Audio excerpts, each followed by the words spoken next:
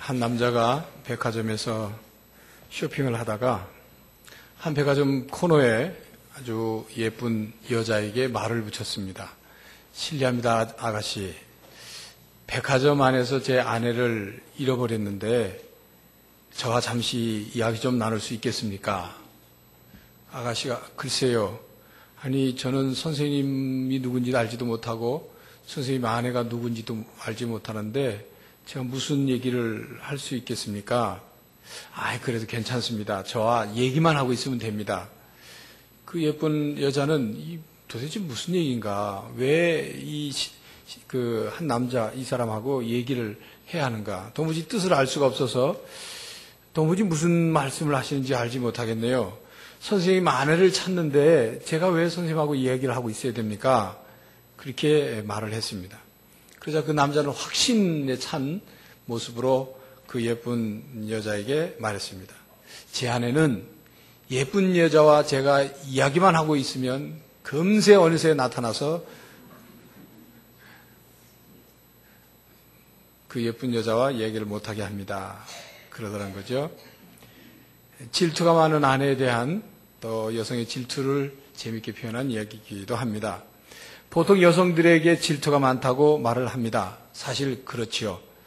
그렇지만 남자라고 해서 질투가 없느냐 아니면 질투가 없느냐 그런 것은 아닙니다. 성경에는 여성들의 질투에 대해서 경고하고 지적한 말씀들이 많이 나오지만 또 성경에는 남자들의 질투에 대한 그런 내용들이 이야기들이 많이 등장합니다. 성경에 보면 인류의 최초의 살인자인 카인, 최초의 유리자, 최초의 떠도는 불행한 인생을 산 사람, 바로 오늘 본문에 등장하는 가인이라는 사람입니다. 아담과 하와의 아들인 가인, 또 둘째 아들인 아벨, 이 가인과 아벨은 어느 날 하나님께 제사를 드렸습니다. 가인은 농사를 짓는 사람이었기 때문에 농사 지은 것 중에 소산 중에 제물로 하나님께 제사를 드리고 아벨은 양을 치는 사람이었기 때문에 양의 첫 새끼를 하나님께 드려 제사를 드렸습니다.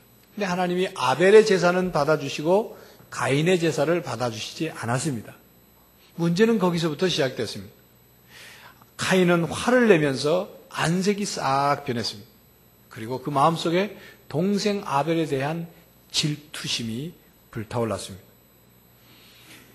결국 가인은 그 마음속에 가득 찬 질투 때문에 동생 아벨을 들판에서 쳐 죽이는 최초의 살인자가 되었습니다. 이것이 오늘 본문의 내용입니다.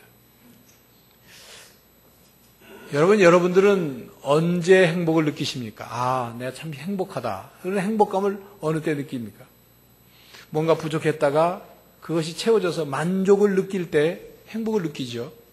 또 어떤 일을 계획을 해서 그 일을 열심히 땀을 흘려서 그 일을 다 성취했어요. 다 이뤄냈어요. 해냈습니다. 그때도 행복을 느낍니다. 때로는 우리 마음속에 기쁨이 넘칠 때, 또 마음이 다른 걱정 근심 없이 평안할 때, 어떤 때는 다른 사람을 사랑하고 그 사람이 나를 또 사랑해서 사랑에 빠져 있을 때 우리는 행복을 느낍니다. 그 밖에 다른 많은 행복을 느낄 수 있는 상황도 많이 있겠죠.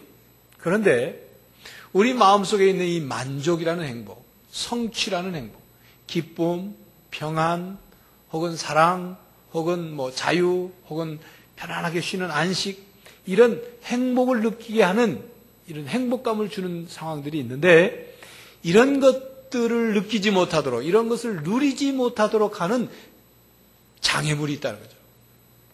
방해물들이 있다는 것입니다. 바로 지난주에 말씀드린 교만이라는 것, 그것은 우리 행복을 누리게 하는, 행복을 이루게 하는 장애물 중에 첫 번째인 것입니다. 첫 번째가 교만입니다.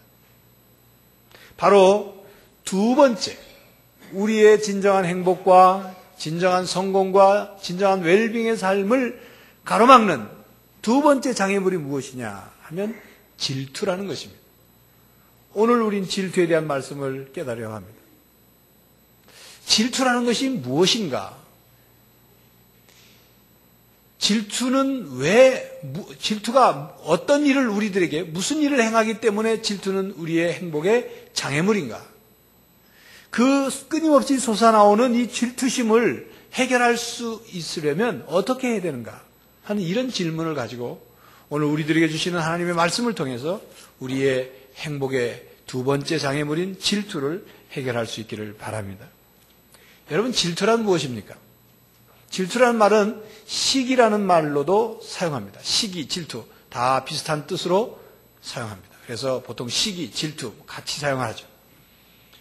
그런데 오늘 우리는 본문 말씀을 보면서 오늘 본문 말씀을 이성적인 판단을 가지고 보게 되면 가인이라는 사람이 동생 아벨에 대해서 질투심을 느낄 수 있는, 질투심을 갖게 되는 것에 대해서 도무지 이해가 안 되는 부분이 있습니다. 무슨 말이냐면 동생 아벨이 형 가인이 하나님께 제사를 드리고 하나님이 가인의 제사를 받아주지 않게 되는 데 있어서 아벨이 무슨 잘못을 한 게 아니에요. 방해한 게 없습니다. 뭐 형 제물에다가 무슨 뭘 갖다 뿌렸다 그런 것도 없어요. 그러다가 평소에 동생 아벨이 형 가인에게 무슨 잘못했다든지 그런 것이 성경에 보면 기록이 되어 있지 않습니다. 그럼에도 불구하고 형 가인은 동생 아벨에게 질투를 느꼈습니다. 여러분, 질투란 이런 것입니다. 질투란 자기가 가지지 못한 것에 대해서 가진 사람에 대해서 나쁜 마음을 갖는 것, 바로 그것이 질투입니다. 다른 사람들이 자기보다 더 많이 가진 것 같고 다른 사람이 자기보다 더 나은 것 같으면 그 사람에 대해서 그 이유 때문에 그 사람에 대해서 질투하는 겁니다. 그러니까 다른 말로 말하면 다른 사람들이 잘 되는 꼴을 못 보는 거예요. 질투심이 바로 그것입니다. 질투는 이처럼 무서운 죄입니다. 우리를 휘어잡는 악덕입니다. 우리를 포로로 만들고 우리를 노예로 만들어버리는 것이 질투입니다. 오스왈드 샌더스 목사님이 이런 말을 했습니다. 질투는 교만에 가까운 친척이다 그랬어요. 이 질투라는 것은 교만에 뿌리를 두고 있고 교만이 동전의 앞면이라면 질투는 동전의 뒷면이다. 교만이 있는 곳에 늘 질투가 마치 불량배들처럼 같이 어울려서 늘 따라다닌다. 교만이 먼저 나타나면 반드시 그 뒤에 질투가 나타난다. 그런 말입니다. 이러한 시기와 질투는 여자들에게만 있는 것이 아니라 남자들에게도 많이 있습니다. 이러한 시기와 질투는 감옥에 갇혀서 죄를 범한 사람들에게만 있는 것이 아니라 전혀 그럴 것 같지 않게 생긴 사람에게도 질투가 있습니다. 하얀 와이셔츠에 중후한 넥타이를 메고 있는 점잖게 생긴 신사에게도 그 마음속엔 질투가 있고 이제 막 갓 태어나서 이제 2살, 3살 된 갓난 어린 아이도 자기 동생 갓난 아이가 태어나면 그 동생에게 질투를 느낍니다. 인생의 모든 우여곡절을 겪고 그것에서 나름대로 인생을 달관한 노인에게도 질투심이 생기고 진리를 찾아 나선 구도자와 성직자들의 마음에도 질투심이 있습니다. 그리고 사랑하는 연인끼리도 질투심이 있습니다. 질투의 특성을 우리가 살펴보면 그 질투의 특성 중에 하나가 바로 무엇이냐면 자기와 관계없는 사람들에게서는 질투를 느끼지 않는다는 것입니다. 여러분, 예를 들어서 옷가게를 하는 사람이 저 시골의 어느 농부가 농사를 잘 지어가지고 돈을 벌었다더라. 거기에 대해서 질투를 안 느낍니다. 아, 그렇구나. 그러죠. 또 저 서울에서 회사 생활하는 사람이 우리 양정동에 있는 동네 슈퍼 아저씨가 슈퍼 일을 열심히 해서 돈을 잘 번다더라. 이 어려운 때. 그렇다고 해서 회사원이 질투를 느끼지 않습니다. 질투는 자기와 잘 아는 사람, 가까운 사람, 만나고 있는 사람, 관계 맺고 있는 사람, 함께 일하는 사람들에게서 질투를 느낍니다. 어느 신문에 아주 재미있는 내용이 실렸습니다. 연령별로 질투를 받는 여자. 이런 여자들은 그 연령대에서 반드시 질투를 받는다. 질투의 대상이 된다. 그런 내용이죠. 10대 연령에서는 이런 여자가 질투를 받게 된다고 그래요. 얼굴도 예쁜 데다가 공부도 잘하는 여자. 이 질투의 대상이랍니다. 20대는 누가 질투를 받게 되냐면 성형수술했는데 티 안 나고 예뻐진 여자, 이 질투 대상자. 30대 여성 가운데는 결혼 전에 별짓 다 하고 놀았는데 시집 가서 잘 살고 잘 가서 잘 사는 여자, 질투 대상자예요.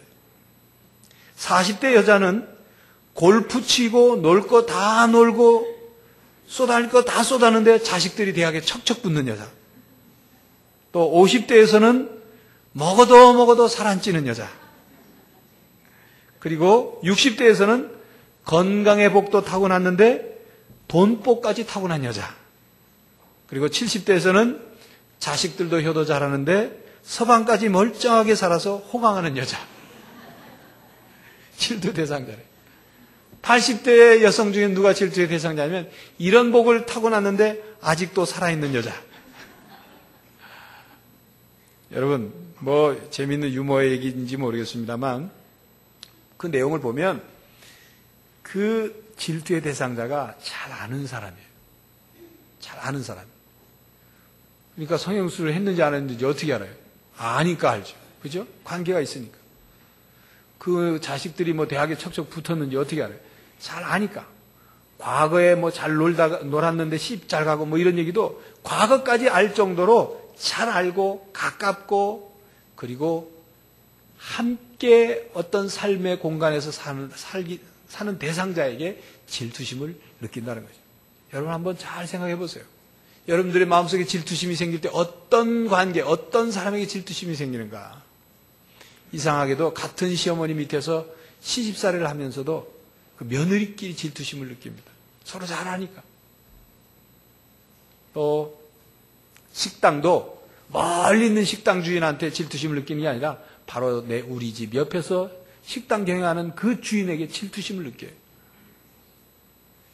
같은 회사에서 같이 일하는 사람끼리 경쟁 관계가 돼서 질투심을 느낍니다. 같은 교회 안에서 같은 부서, 같은 기관에서 같이 활동하고 봉사하면서 질투를 느껴요. 서로 물고 뜯는 거예요. 여러분, 우리 양정교회 교인들이 저 수영록교회 교인에게 질투심 안 느낍니다. 바로 옆에 가까이 있는 사람에서 질투심을 느낍니다. 교회 여러분, 누구를 질투하고 있습니까? 질투하고 있으면서 그것이 중요한 죄라는 사실을 모르고 그 질투심을 그냥 품고 살아가고 있습니까? 우리 안에 있는 질투를 바로 깨닫고 그것을 인정하고 이 질투심을 가볍게 여기지 않는 여러분들이 되시기를 바랍니다.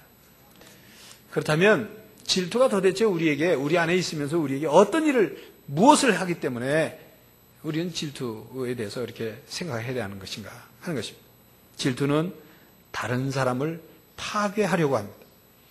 질투란 무엇인가 자기보다 더 많이 가진 사람, 더 낫다고 생각하는 사람에 대해서 공격을 하는 거예요. 쏘는 거예요. 총을 쏘고 화살을 쏘듯이 질투의 마음을 쏘아붙이는 것입니다.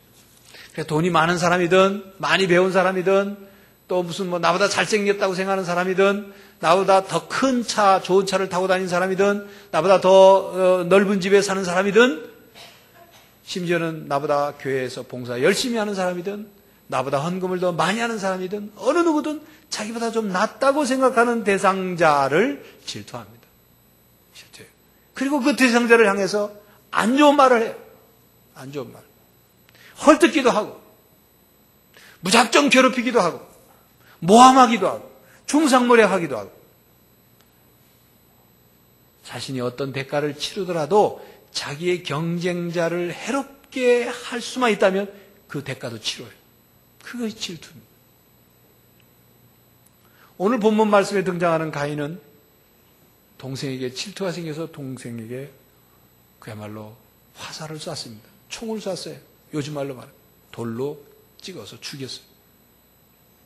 질투심이라는 본질 자체는 질투심이 생기면 그것을 누군가의 대상을 향해서 그것을 쏴대지 않으면, 공격하지 않으면 견딜 수 없는 게 질투심이에요. 그래서 질투하는 사람은 늘 총을 들고 다니는 저격수처럼, 총을 들고 다니는 그런 암살범처럼 총구를 늘 대상자를 겨눠요. 발견하면 여지없이 방아쇠를 당겨버립니다. 공격합니다. 쏴버립니다. 파멸시키려고 합니다.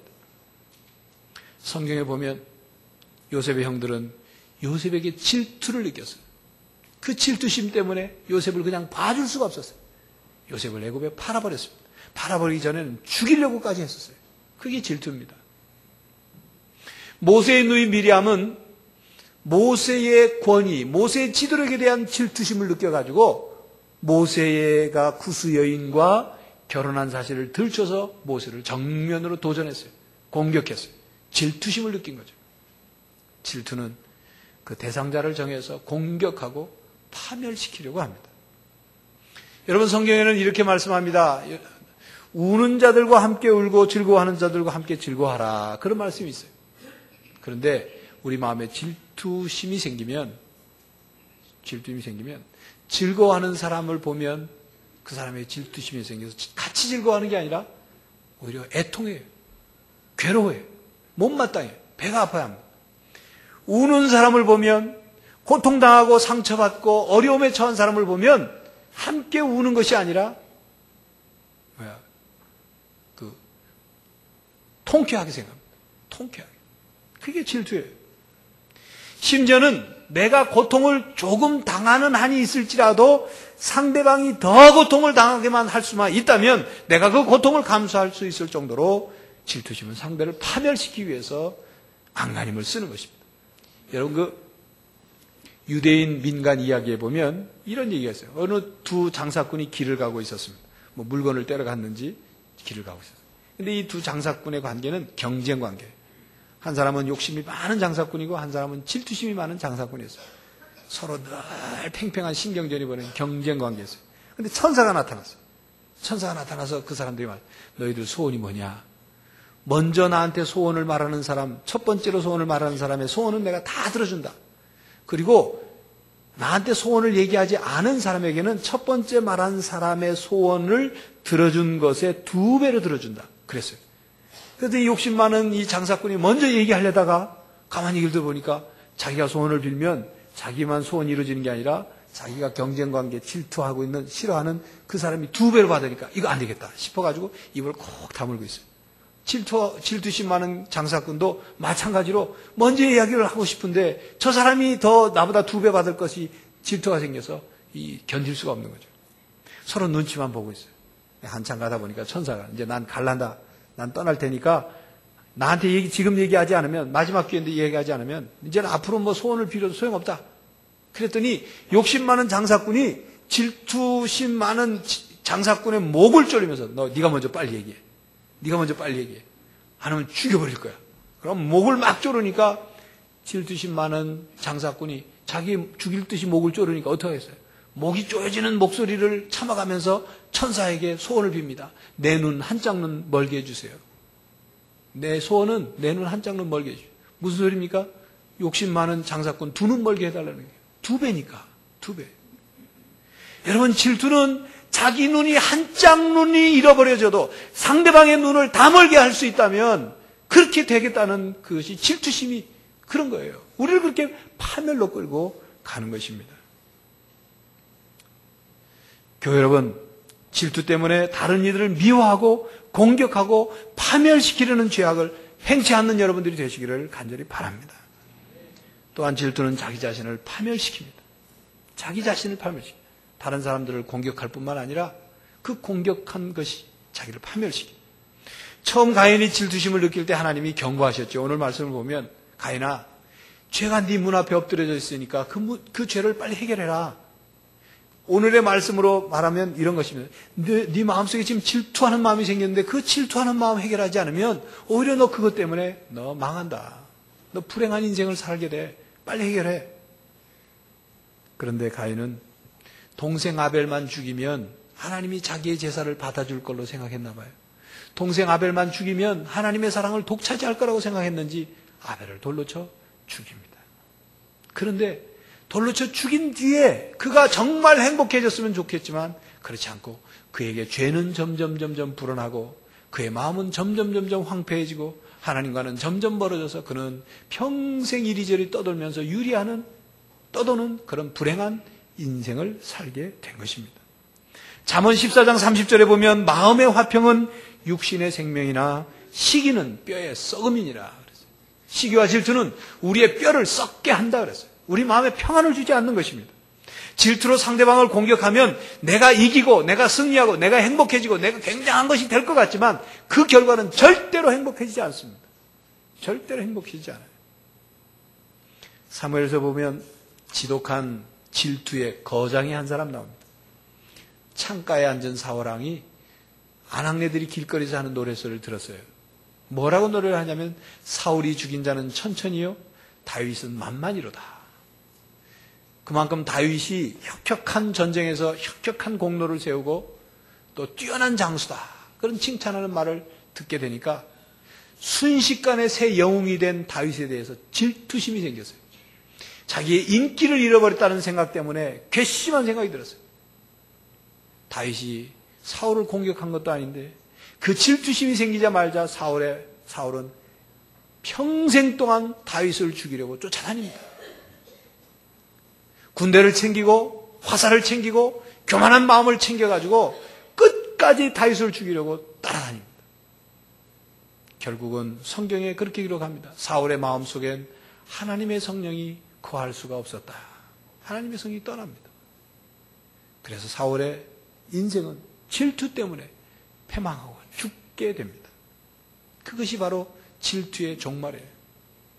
질투는 우리 자신을 파멸시킵니다.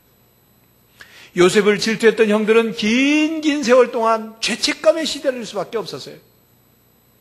다니엘을 사자굴에 던져서 죽게 하려고 시기했던 그 정치 무리들이 다니엘이 사자굴에 던져서 전혀 사자로부터 해를 입지 않고 나오게 됐을 때 순식간에 그들이 사자밥이 되었습니다.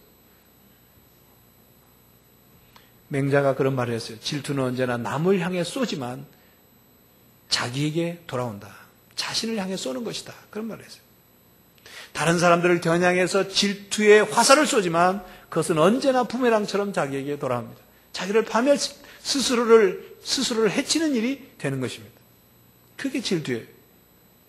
그래서 질투하는 사람 마음속에는 기쁨이 없습니다. 늘 질투심이 요동치기 때문에 기쁨이 없어요. 평안이 없습니다. 행복을 누릴 수가 없어요. 계속되는 질투심 때문에. 프란시스 베이컨은 그런 말을 했어요. 질투에는 공율이 없다 그랬어요. 그만큼 우리 안에 질투심이 생기면 계속 질투심이 움직입니다. 활동을 해요. 그래서 우리 마음을 불편하게 만듭니다. 죄를 짓게 만들고 미워하는 마음, 증오하는 마음, 그리고 스스로 우리를 점점 파멸시켜버립니다. 야고보서 3장 14절에서 16절까지 말씀을 보면 이런 말씀이 있습니다. 그러나 너희 마음속에 독한 시기와 다툼이 있으면 자랑하지 말라. 진리를 거스려 거짓하지 말라. 이러한 지혜는 위로부터 내려온 것이 아니요 세상적이요 정욕적이요 마귀적이니 시기와 다툼이 있는 곳에는 요란과 모든 악한 일이 있음이니라. 시기와 다툼. 시기가 있는 곳에 다툼이 있고 이 시기 질투가 있는 곳에 바로 우리의 불행이 있다는 것입니다. 그러면서 질투는 세상적이요 정욕적이라 그렇게 말씀하는데 무슨 뜻입니까? 이것은 세상적이고 정욕적인 것이기 때문에 위로부터 내려온 지혜가 아니란 말이에요. 질투는 위로부터 내려온 지혜가 아니기 때문에 이것은 지혜롭지 않은 어리석고 미련한 짓이다. 그러니까 질투심에 빠지면 어리석은 일들을 자행합니다. 결과가 자기에게 돌아올 줄 모르고 그 일을 행해요. 또한 이 질투와 다툼은 마귀적이라 그렇게 말씀하고 있는데 마귀적이라는 말은 이 질투심이 우리의 심리적인 것만이 아니라 마귀적이란 말이에요. 마귀가 질투의 악한 영이 우리 마음속을 움직여서 우리를 사로잡아서 우리를 그렇게 끌고 다니는 거예요. 그래서 그 질투심에 의해서 포로가 되고 노예가 돼서 우리를 자멸하도록 만들어버리는 것이 바로 질투다, 시기다 그런 말씀입니다. 교회 여러분, 질투심으로는 우리의 행복이 만들어지지 않습니다. 질투심이 있는 한 우리는 진정한 성공을 할 수가 없습니다. 질투심 때문에 스스로를 파멸시키는 그런 어리석은 우리가 되지 않기를 간절히 바랍니다. 그렇다면 어떻게 하면 질투심을 해결할 수 있을까? 어떻게 하면 질투를 없앨 수 있을까? 먼저 긍정적으로 생각하는 습관을 가져야 됩니다. 만약 새 집을 마련한 친구 집에 집들이를 갔을 때 질투심이 생길 수 있어요. 시카지기면 집 하나 장만했다고 말이지. 되게 뻑이긴 이런 질투심이 생길 수 있어요. 그때 좀 긍정적으로 생각하자 말이죠. 자기에게 유리하도록 좋도록 친구가 이렇게 장만했구나.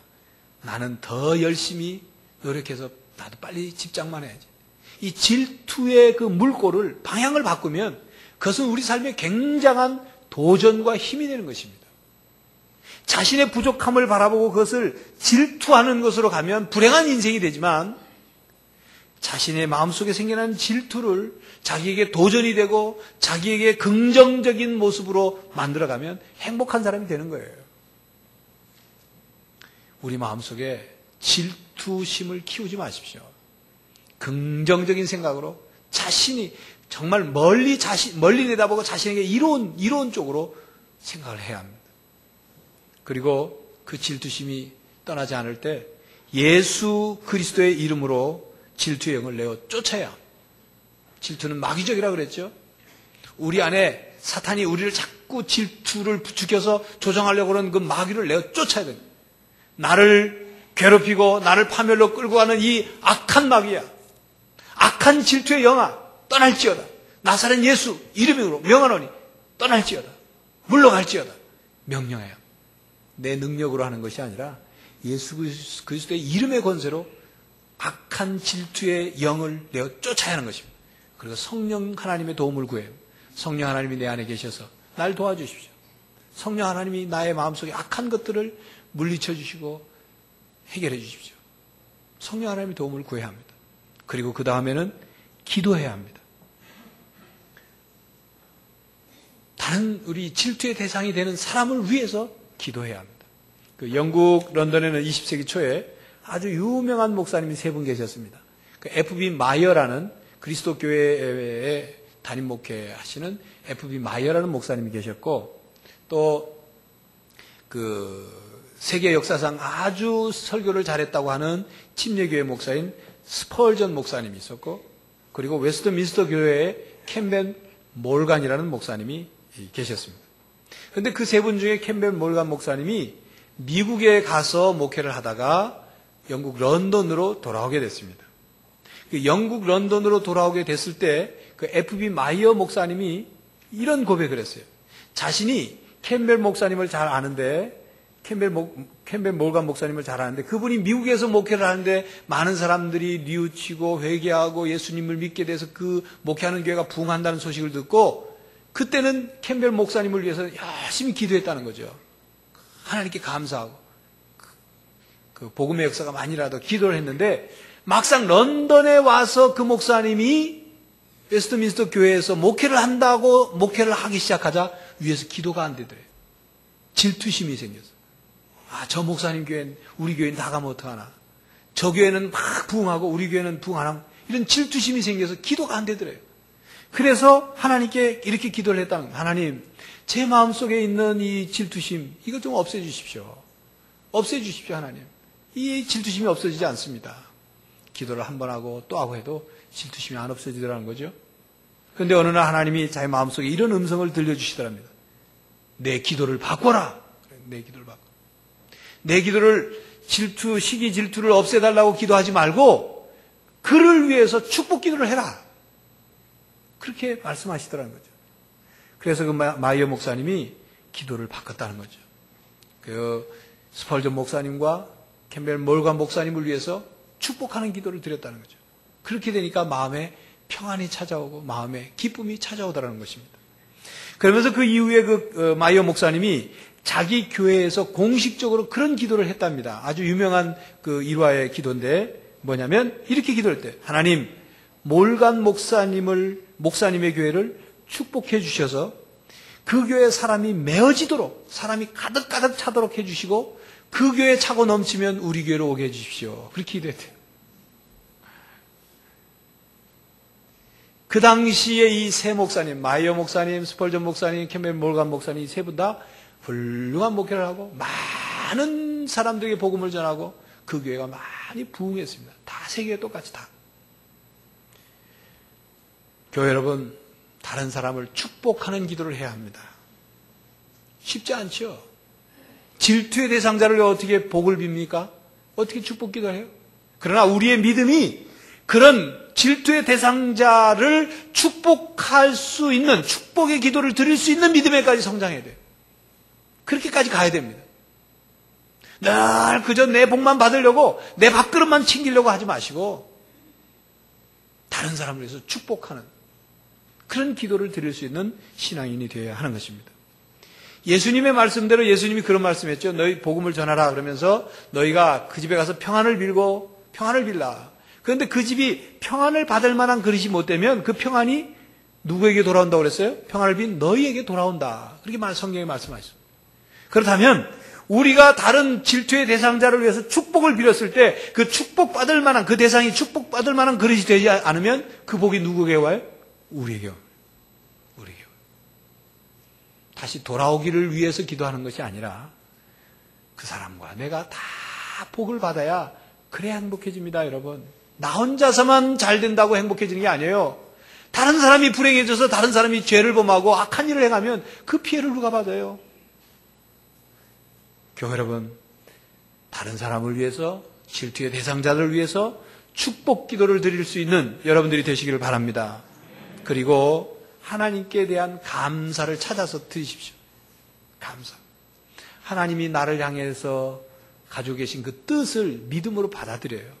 아, 저 사람에게는 하나님이 저런 뜻이 있고 저 사람에게는 저런 뜻이 있구나. 그냥 있는 대로 받아들여야 되는데 그걸 비교하니까 질투심이 생기는 거죠.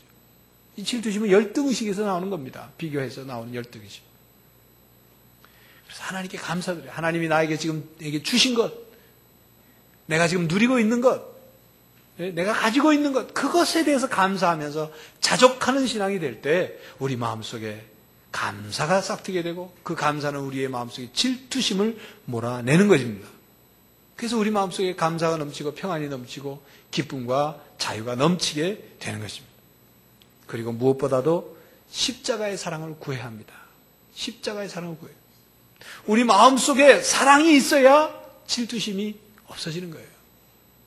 십자가 위에서 나를 사랑해서 목숨을 주시기까지 우리를 사랑하신 예수님의 그 사랑을 좀 느끼라는 거예요. 깨달으라는 거죠.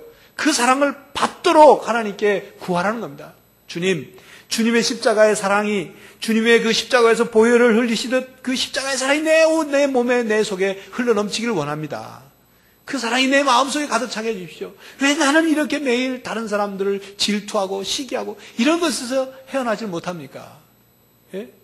내 마음은 왜 조그만 종재기처럼 이렇게밖에 안 됩니까? 내 마음속에 십자가가 세워지고 십자가의 사랑이 가득하게 해주십시오. 그 그리스도의 사랑이 우리 안에 가득할 때 질투는 뿌리를 내릴 수가 없는 것입니다. 교회 여러분, 아주 재밌는 얘기가 있어요. 뭐냐면 바다에서 이제 게를 잡잖아요. 꽃게 같은 게를 잡으면 게를 담아두는 바구니에는 뚜껑이 필요 없답니다. 뚜껑이 없어도 게가 바깥으로 나가지 않는다요. 왜냐하면 게 한 마리가 그 바구니 안에서 옆으로 기어가지고 바구니 바깥으로 이렇게 나가려고 그러면 안에 있는 게가 그 나가려고 하는 게를 끌어내린대요. 그러니까 자기들끼리 서로 견제하니까 도망칠 게가 없는 거예요. 도망을 못 치는 거죠. 예.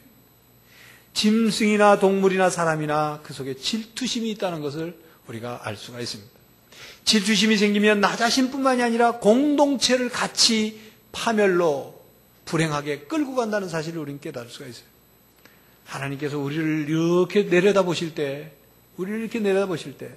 가정 아니든 직장이든 교회든 내려다보실 때 서로 못 나가게 하는 개처럼 서로 끄잡아내리고 서로 상처 주고 서로 그냥 짓밟고 서로 모함하고 서로 나쁜 소리하고 그런 바구니 속에 담긴 개처럼 그런 삶을 살아서는 안 되겠다는 것입니다. 교회 여러분, 우리 질투심을 극복해야 합니다. 서로 칭찬을 해야 돼요. 그리고 서로를 축복하는 기도를 드려야 하는 것입니다. 그렇게 성숙한 신앙인이 되어야 합니다.